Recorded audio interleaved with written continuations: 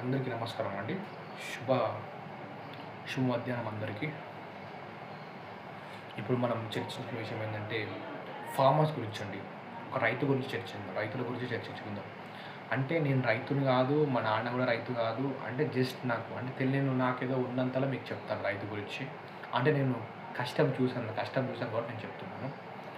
రైతు అంటే ఇప్పుడు మనకు రైతే రాజు అండి అంటారు కదా, రైతే రాజు, ఇంకోటి ఆర్మీలో ఉన్న జవాను రాజు. అంతే కదా, ఎందుకంటే ఆర్మీలో జవాన్లు ఏమో దేశాన్ని మనకు హామీ ఇవ్వకుండా శత్రువుల నుంచి పాలిస్తారు, శత్రువుల నుంచి మనల్ని రక్షిస్తారు. ఇంకోటి రైతులేమో మనకు అంటే మనం ఇప్పుడు సజీవంగా ఆనందంగా బతకడానికి మనం టైంకి ఫుడ్ తింటున్నామంటే, ఆరోగ్యంగా బతుకున్నామంటే దానివల్ల ఏంటి, అది అన్నం తిన్నందుకే కదా. అన్నాన్ని పండించిన రైతు గొప్పవాడు. అంటే వాళ్ళ వల్ల మనం మంచిగా ఉన్నాం. నేను చెప్తాను, వీళ్ళే రాజు మన దేశానికి, అది 100% కరెక్ట్. ఇప్పుడు రైతులు ఏంటంటే ఇప్పుడు మనం ఒక జాబ్ చేస్తున్నామండి, ఒక మంచి జాబ్, ఒక 20,000 జాబ్ చేస్తున్నాం. తర్వాత ఒక 25,000 జాబ్ మనకు వచ్చింది, మనం దానికి క్వాలిఫై అయినాం. అయితే మనం ఏం చేస్తాం అప్పుడు, అదే 5,000 ఎక్కువ కాబట్టి మనం దానికి వెళ్తాం, ఎట్లా 25,000 జాబ్కి వెళ్తాం మనం. సో రైతు ఎట్లా అంటే 25,000 జాబ్ రాని, 30,000 జాబ్ రాని, ఎంత అంటే అంటే పంట వేసినాక ఆ పంట లాస్ కానీ ప్రాఫిట్ కానీ అట్లనే పోని, దానికి ఫలితం ఏదైనా సరే ఆ వృత్తిని వదులుకోవడండి.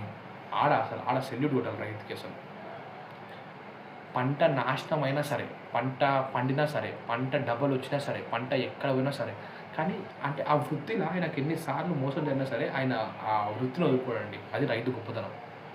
ఎందుకంటే ఆయన ఆ వృత్తిని వదులుకుంటే, ఒక రైతు వృత్తిని వదులుకుంటే చాలామంది ఆడకు అన్నం తినకుండారండి. వాళ్ళు చేస్తున్నందుకు దేశం నడుస్తుంది. మనం కడుపు ఒక 3 పూటలు తింటున్నాం మంచిగా. అదే అలాంటి రైతు మానేస్తే దేశంలో చాలామంది ఇబ్బంది పడతారని ఆయన వృత్తిని, అంటే కష్టం వచ్చినా సరే, నష్టం వచ్చినా సరే, ఫలితం వచ్చినా సరే, వానలు పడినా సరే, వానలు పడకున్నా సరే రైతుగానే ఉంటాడు, రైతుగానే మరణిస్తాడండి రైతు అనేటోడు. అలాంటి రైతులకు మనం ఎప్పుడు రుణపడి ఉండాలి. అలాంటి రైతులకు ప్రభుత్వం కూడా మంచి అంటే స్కీమ్లు అన్నా, లేకపోతే రుణమాఫీ చేయడం అన్నా, లేకుంటే మంచి వాళ్ళకు కాబోయే మనీ అన్నా, లేకుంటే వాళ్ళకు విత్తనాలు అన్నా సరే అన్నీ వాళ్ళకి ఇవ్వాలని నేను కోరుకుంటాను. ప్రభుత్వాన్ని కూడా మంచి రేట్లతో ఉన్నామండి. 10 రూపాయలైనా ఒక 10 రూపాయలు పండిస్తే 15 రూపాయలు అమ్ముతున్నాం, 20 రూపాయలు పోతుంది, ఏముందండి, ఎంత మంచిదండి. వాళ్ళ కళ్ళల్లో సంతోషం పొందుతామండి. మనం రైతును కాపాడదాం, భారతదేశంలో రైతును కాపాడదాం, ఆర్మీని కాపాడదాం. సో నేను చెప్పేది ఏంటంటే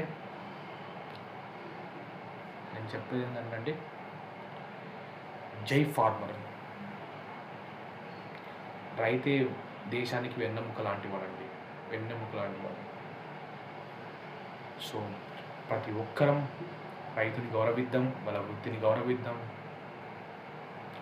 ఇంకోటి ఫుడ్ను వేస్ట్ చేయొద్దు, ఎందుకంటే వాళ్ళంత కష్టపడి మన కోసం చేస్తారు కాబట్టి వాళ్ళు పైసలు పెట్టి ఉన్నా సరే మనం అన్నాన్ని ఎప్పుడు వృధా చేయరాదు. సో జై అన్నపూర్ణ ముదాస్తం. మీకు వీలైనంత ఫుడ్ మీరు పంచండి ప్రతి ఒక్కరికి. ఫస్ట్ అన్నం లేకుంటే వేరే అన్నం, ఇంటికి వస్తే అన్నం పెట్టండి ప్రతి ఒక్కరికి.